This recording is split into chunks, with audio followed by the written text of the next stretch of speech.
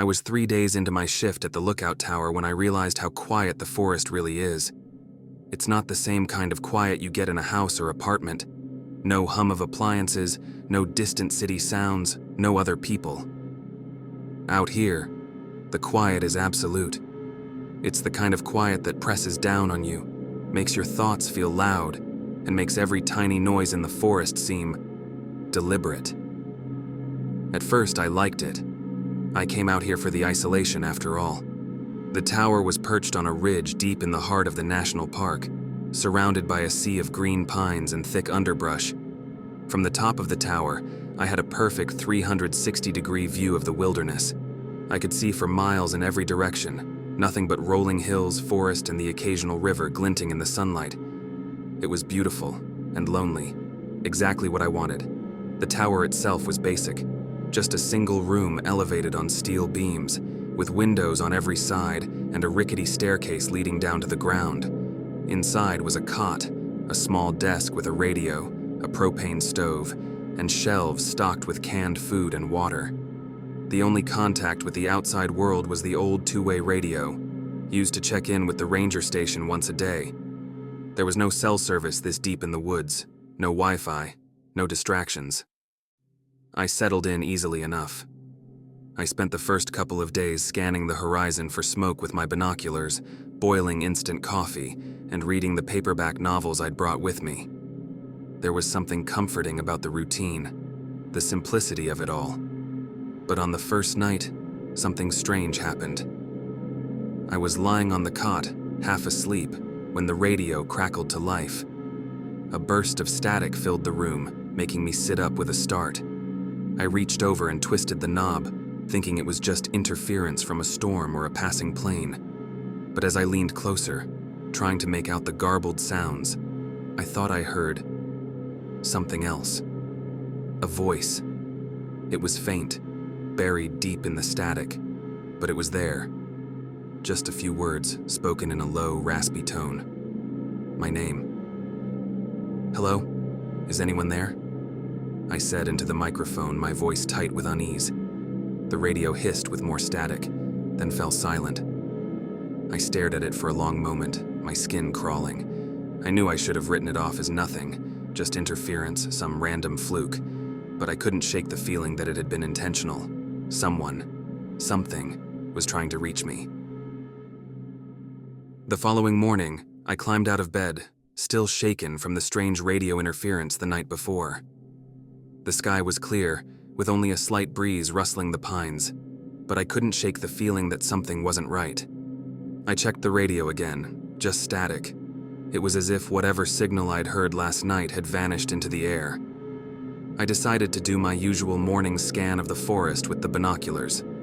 It was part of my routine. A slow, deliberate sweep of the tree lines, the valleys, and the narrow hiking trails that snaked through the dense underbrush. That's when I saw it.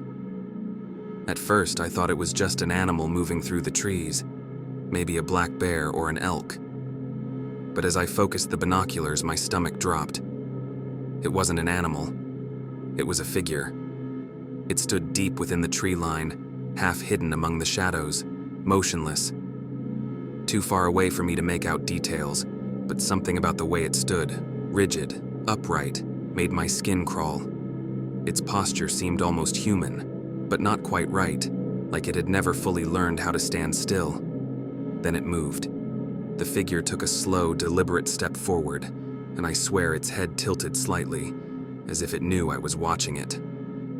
I felt a jolt of fear shoot through me. The distance between us was vast, too far for anyone to walk out here casually.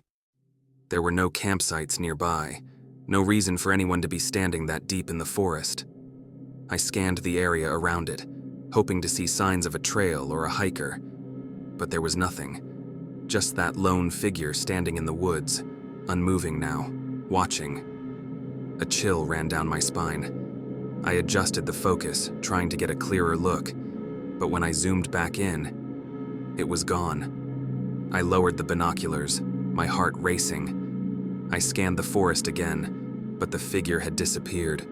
No movement, no trace. Just trees swaying gently in the breeze as if nothing had been there at all. I tried to brush it off.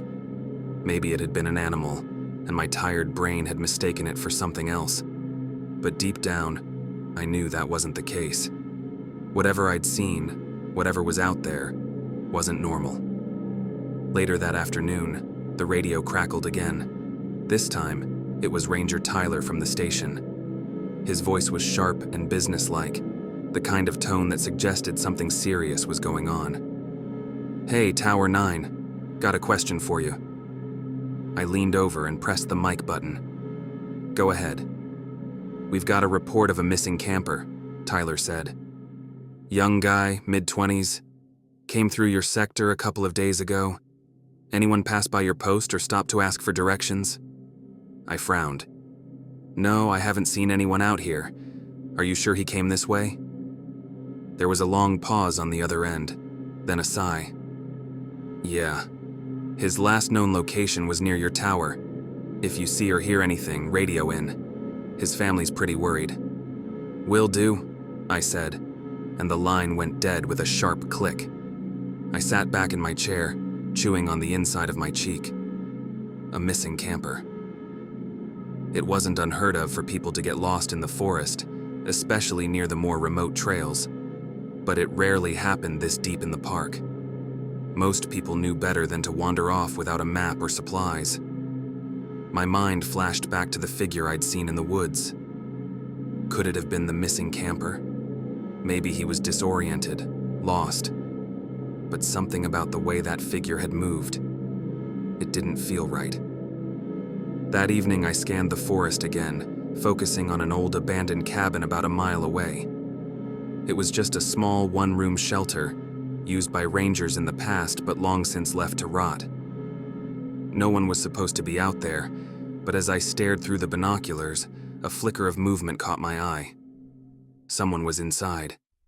It was just a glimpse, a shadow moving behind the cracked window. But it was enough to send my heart into overdrive. I radioed Ranger Tyler. "Hey, Tower 9 again. There's movement at the old cabin to the west. You guys send someone out there?" There was a brief pause, then Tyler's voice came back, puzzled. "No one should be out there. That cabin's been abandoned for years. Are you sure?" "Yeah. I saw someone inside. Maybe it's the missing camper." Tyler's voice was wary now. "We'll send someone to check it out in the morning. Keep an eye on it for now, but don't try to approach it alone." "Copy that," I said, and set the radio down with a knot forming in my gut. The sun dipped below the horizon, and the forest fell into darkness. I sat by the window with my flashlight, scanning the treetops and trails, but the movement at the cabin never returned. Still, I couldn't shake the feeling that something, or someone, was out there, watching me, and waiting. I didn't sleep that night. I stayed awake, sitting by the window with my binoculars and flashlight in hand, scanning the tree line again and again. My brain kept telling me it was nothing, just a camper lost in the woods, or maybe a trick of the light. But my gut told me something else, something bad. By morning, the forest was drenched in mist. The cool fog wrapped around the tower like a shroud, limiting my view of the forest below. I told myself I was being paranoid, but I still reached for the pistol in my pack. The Park Service had issued it for emergencies, protection against mountain lions or the rare encounter with an aggressive bear. I hadn't needed it so far, until now. I checked the magazine, feeling the cool weight of the bullets, and slid the pistol into the worn leather holster on my belt. The reassuring weight on my hip gave me a small sense of control, but it was fleeting. Out here, a gun didn't feel like enough. After a quick breakfast of stale granola and instant coffee, I radioed in to Ranger Tyler, hoping to hear some good news. Maybe they had found the missing camper, or maybe the movement I saw at the cabin was just an animal. Anything to shake off the growing sense of unease clawing at me. "Tower 9 to Ranger Station. Any update on the search?" The radio hissed with static for a moment. Then Tyler's voice crackled through. "Negative. No sign of him yet. Search team's on their way to the cabin now. Should be there in an hour. You hanging in okay?" I hesitated. Yeah, just keeping an eye out. I considered telling him about the strange figure I'd seen in the woods, but something held me back. What would I even say? That I saw a shadow that might not be human? It felt ridiculous even thinking it. "Keep us posted," Tyler said, "and if you see anything at all, radio in immediately." "Copy that," I replied, setting the radio down. The fog was starting to lift, and I used the opportunity to scan the area around the cabin. The binoculars were cold against my skin, but I kept them pressed to my face, carefully sweeping the landscape for any sign of movement. At first, there was nothing, just the skeleton of the old cabin sitting quietly among the trees. No movement, no shadow. But just as I was about to look away, I saw it. The front door of the cabin was open. It had been shut the night before. I was sure of it.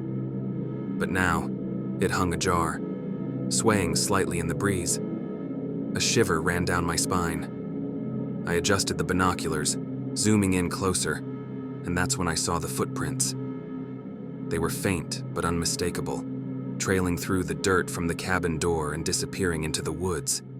Whoever, or whatever, was inside the cabin last night was now out in the forest, somewhere. A rustling noise came from below, snapping me out of my thoughts. I tensed, reaching for the pistol at my side.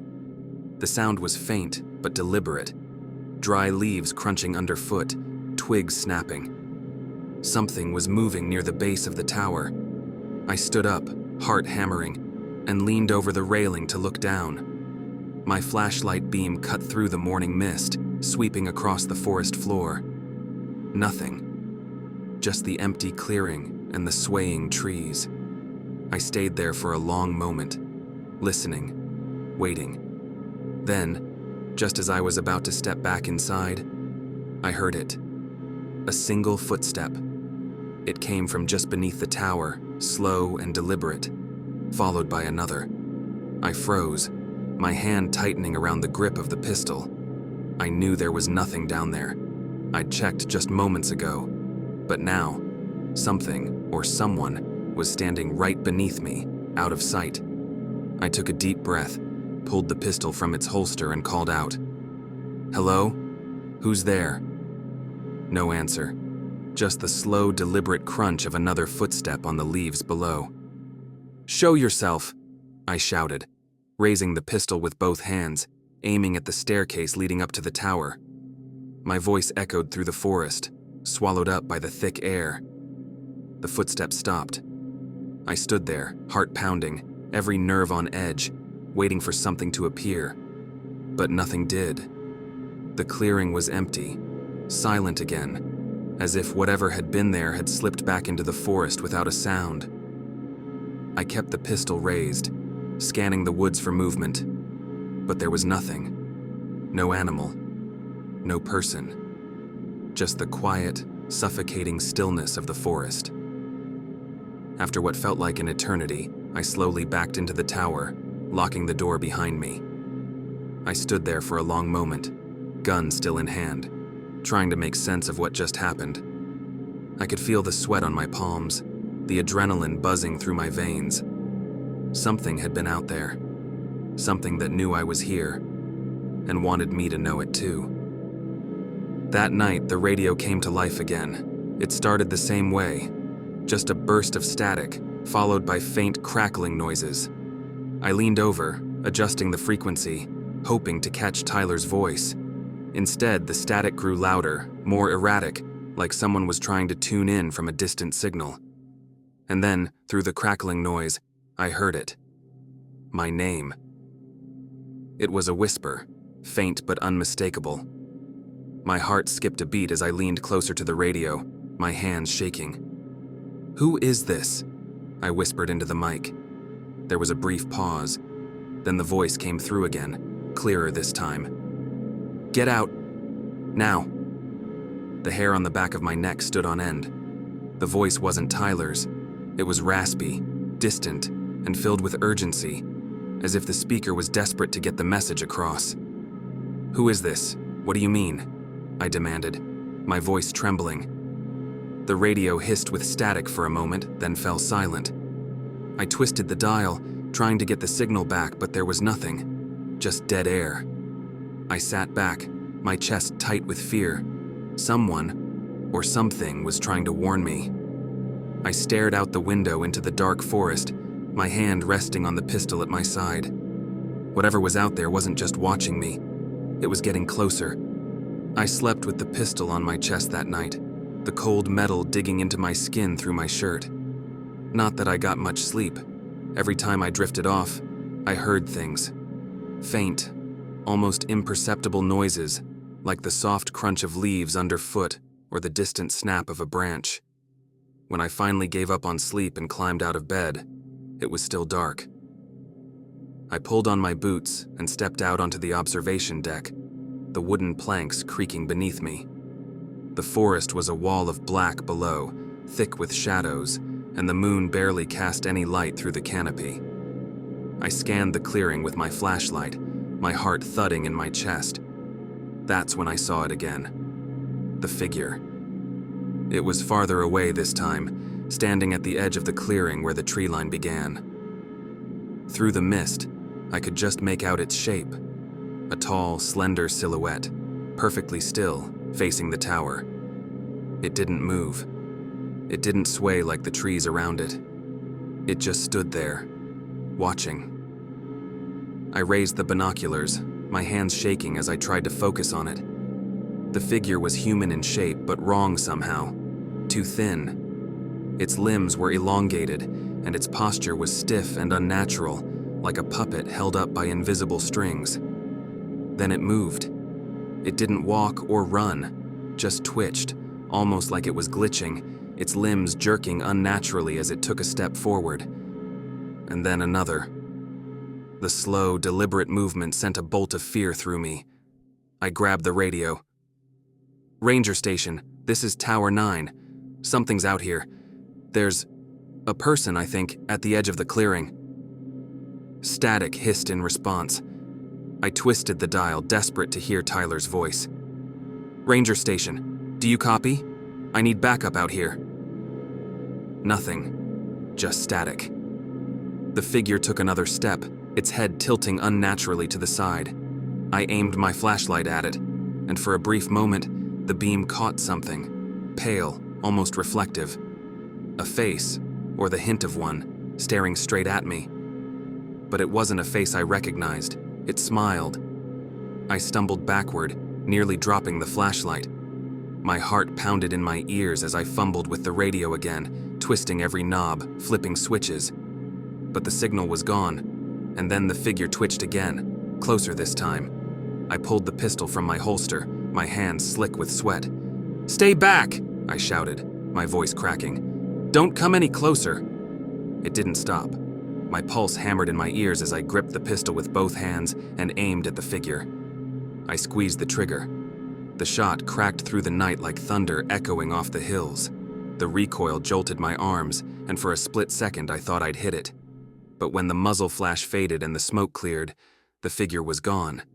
I scanned the clearing frantically, flashlight beam sweeping through the trees, but there was no sign of it. Just the soft rustle of leaves in the breeze. And then, from somewhere deep in the forest, I heard it. Laughter. By dawn, my nerves were shot. My hands still trembled from the encounter, and every shadow outside the tower felt like a threat. I sat slumped in the chair by the radio, gripping the microphone like a lifeline, hoping, praying, for Tyler to check in. When the radio finally crackled to life, I nearly jumped out of my skin. "Tower 9, this is Ranger Station, do you copy?" I grabbed the mic. "Yes, I'm here. There was something out here last night, something..." I trailed off, unsure how to even describe what I'd seen. "It wasn't human, Tyler. It's not just a missing camper." Tyler's voice was calm but cautious. "Slow down. What did you see?" I swallowed hard, trying to piece the words together. "A figure. Tall, thin. It was standing at the edge of the clearing. I shot at it, but it just disappeared. I think it's still out there." There was a long pause on the other end of the line. Then Tyler spoke again, his voice lower this time. "Listen carefully, Tower 9. I need you to stay inside the tower. Don't go down there, and whatever you do, don't leave the observation deck tonight. Do you understand?" The tone of his voice sent a chill down my spine. He knew something he wasn't telling me. "What's going on, Tyler? What is this thing?" Tyler hesitated. "We don't know, but you're not the first lookout to see it." His words hung heavy in the air, the weight of them sinking into my gut. "What do you mean?" I whispered. "Just stay inside," Tyler said again, urgency creeping into his voice. "And if you hear the radio, ignore it." That night I sat on the edge of the bed, pistol resting on my lap, waiting for the darkness to swallow the forest again. I could feel it coming, the same oppressive stillness, the same suffocating silence that seemed to creep in with the setting sun. The radio sat on the desk, dark and silent for now, but I knew it wouldn't stay that way. I had the eerie sense that it was waiting, just like the thing in the woods. As the hours dragged on, the forest outside became a wall of shadows, pressing in on the tower from every direction. I kept the flashlight close and the pistol closer, my body tense, every nerve screaming at me to run. But there was nowhere to go. And then, just past midnight, I saw it. The figure stood at the edge of the clearing again, barely visible through the moonlight. It hadn't moved since last night. It just stood there, watching, waiting. I raised the pistol, my hands steady this time. I wasn't going to let it get any closer, but before I could take the shot, the radio crackled to life. "Don't shoot." The voice was soft, distorted by static, but it wasn't Tyler's, it was my own. My blood ran cold as I stared at the radio. The voice repeated, clearer this time. "Don't shoot. You need to run." I dropped the radio, my breath catching in my throat. The figure twitched again, a sharp, jerking motion that sent a wave of terror through me. And then, before my eyes, it took a step forward, and another. It was coming for me. The figure was moving toward the tower now, step by unnatural step. Each movement was jerky and disjointed, as if it had never quite learned how a human body should move. My hands gripped the pistol tighter, heart pounding against my ribs. I shined the flashlight at it, hoping the beam would slow it down, hoping for anything. The light hit its face, and I saw it clearly for the first time. It wore the shape of a person, but it wasn't a person. Its skin was pale and stretched too tight, the mouth curled into a too wide grin. Its eyes, if they were eyes, were empty, bottomless pits.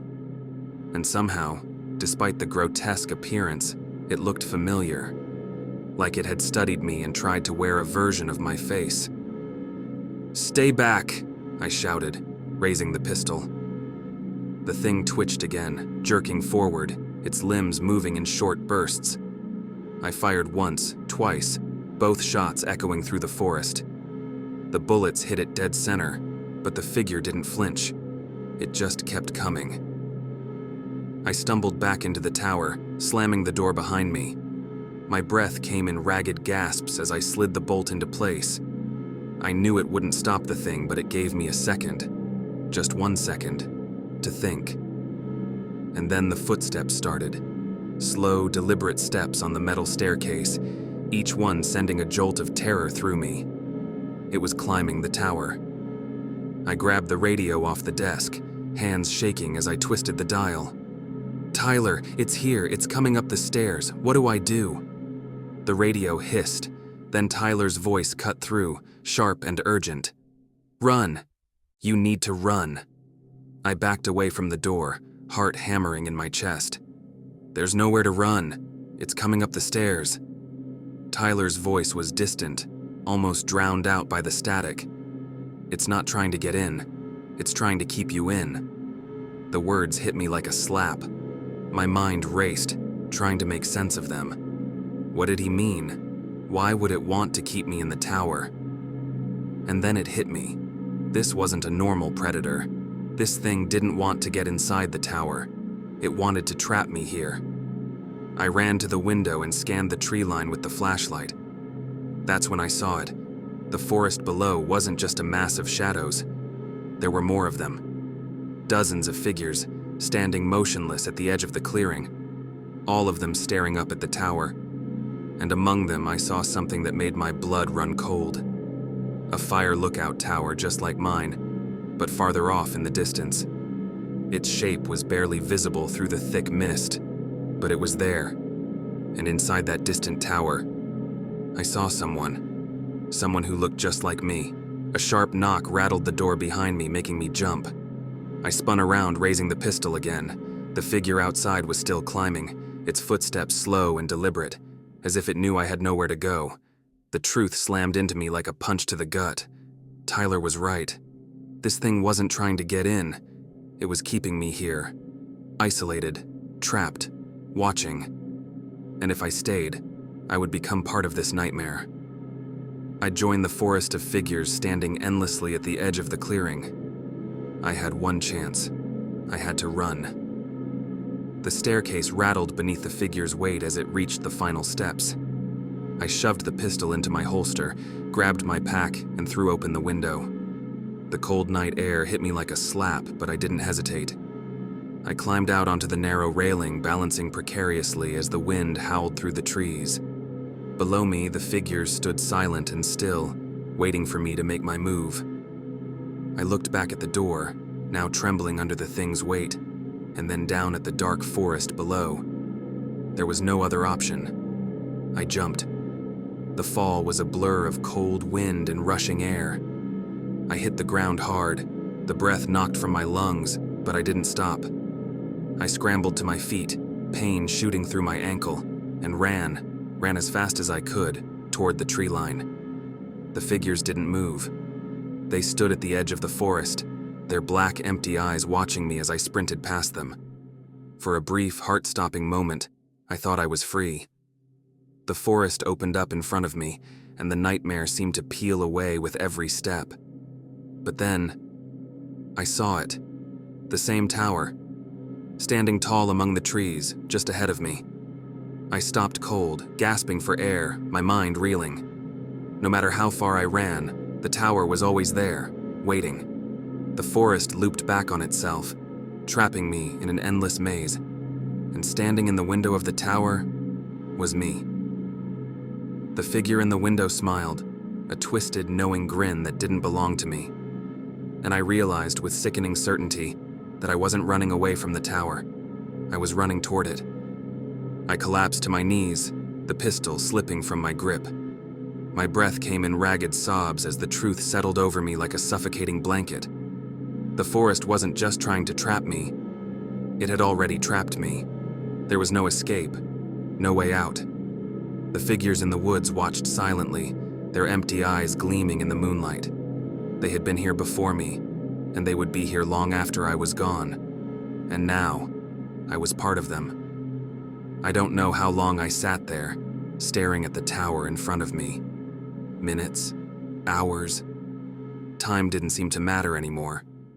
Eventually, I stood up, numb and defeated, and made my way toward the tower. My tower. The door creaked open as I stepped inside. It was exactly the same as the one I'd left. Same bed, same desk, same radio. I picked up the mic, knowing it was useless, and pressed the button anyway. "This is Tower 9, I whispered. "Is anyone there?"